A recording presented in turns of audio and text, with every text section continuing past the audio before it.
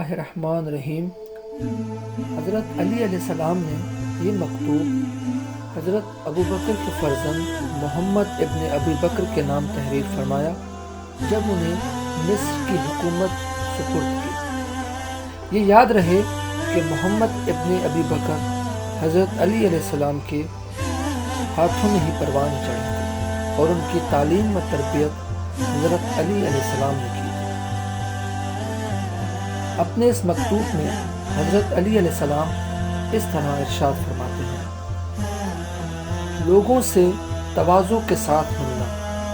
ان سے نرمی کا برتاؤ کرنا، کشادہ روئی سے پیش آنا اور سب کو ایک نظر سے دیکھنا، تاکہ بڑے لوگ تم سے اپنی ناحق طرفداری کی امید نہ رکھیں اور چھوٹے لوگ تمہارے عدل و انصاف سے ان بڑوں کے مقابلے میں نا امید نہ ہو جائیں،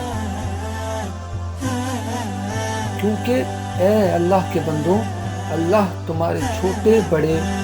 کھلے ڈھکے اعمال کی تم سے باز پرس کرے گا، اور اس کے بعد اگر وہ عذاب کرے تو یہ تمہارے خود ظلم کا نتیجہ ہے، اور اگر وہ معاف کر دے تو وہ اس کے کرم کا تقاضا ہے۔ خدا کے بندوں، تمہیں جاننا چاہیے کہ پرہیزگاروں نے جانے والی دنیا اور آنے والی آخرت دونوں کے فائدے اٹھائے۔ وہ دنیا والوں کے ساتھ ان کی دنیا میں شریک رہے، مگر دنیا دار ان کی آخرت میں حصہ نہ لے سکے۔ وہ دنیا میں بہترین طریقے پر رہے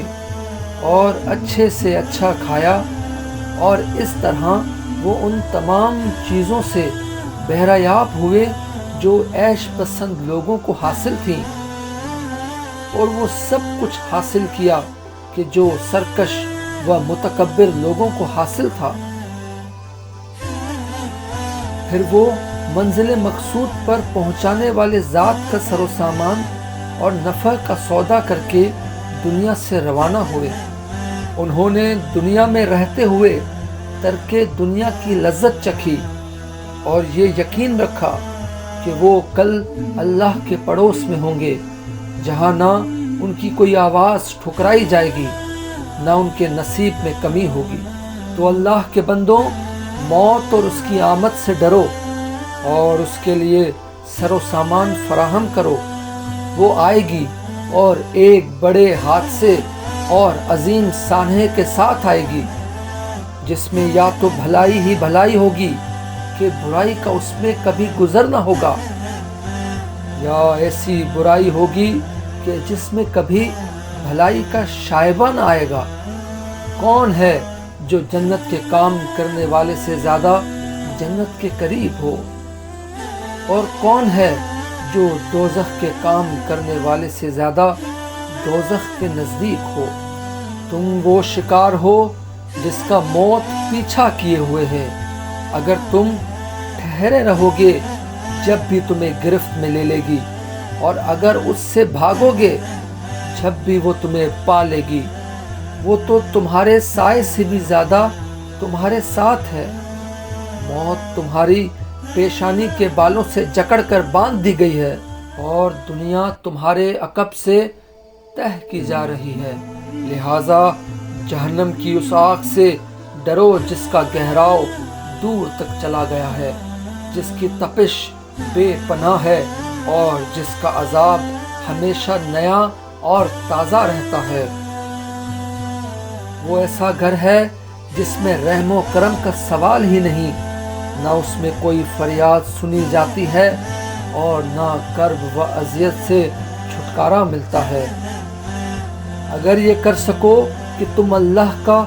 زیادہ سے زیادہ خوف بھی رکھو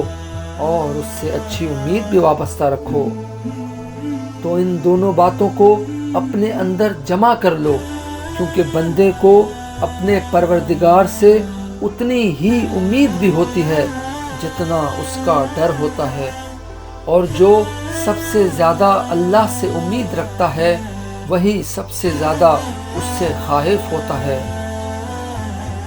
اے محمد ابن ابی بکر، اس بات کو جان لو کہ میں نے تمہیں مصر والوں پر کہ جو میری سب سے بڑی سپاہ ہے حکمران بنایا ہے۔ اب تم سے میرا یہ مطالبہ ہے کہ تم اپنے نفس کی خلاف ورزی کرنا اور اپنے دین کے لیے سینہ سپر رہنا، اگرچہ تمہیں زمانے میں ایک ہی گھڑی کا موقع حاصل ہو، اور مخلوقات میں سے کسی کو خوش کرنے کے لیے اللہ کو ناراض نہ کرنا، کیونکہ اوروں کا عوض تو اللہ سے مل سکتا ہے مگر اللہ کی جگہ کوئی نہیں لے سکتا۔ نماز کو اس کے مقررہ وقت پر ادا کرنا اور فرصت ہونے کی وجہ سے قبل از وقت نہ پڑھ لینا اور نہ مشغولیت کی وجہ سے اسے پیچھے ڈال دینا۔ یاد رکھو کہ تمہارا ہر عمل نماز کے تابع ہے۔ ہدایت کا امام اور ہلاکت کا پیشوا، پیغمبر کا دوست اور پیغمبر کا دشمن برابر نہیں ہو سکتے۔ مجھ سے رسول اللہ صلی اللہ علیہ وآلہ وسلم نے فرمایا تھا کہ مجھے اپنی امت کے بارے میں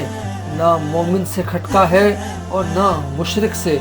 کیونکہ مومن کی اللہ کے ایمان کی وجہ سے گمراہ کرنے سے حفاظت کرے گا، اور مشرک کو اس کے شرک کی وجہ سے ذلیل و خوار کرے گا کہ کوئی اس کی بات پر کان نہ دھرے گا۔ بلکہ مجھے تمہارے لیے ہر اس شخص سے اندیشہ ہے کہ جو دل سے منافق اور زبان سے عالم ہے، کہتا وہ ہے جسے تم اچھا سمجھتے ہو اور کرتا وہ ہے جسے تم برا سمجھتے ہو۔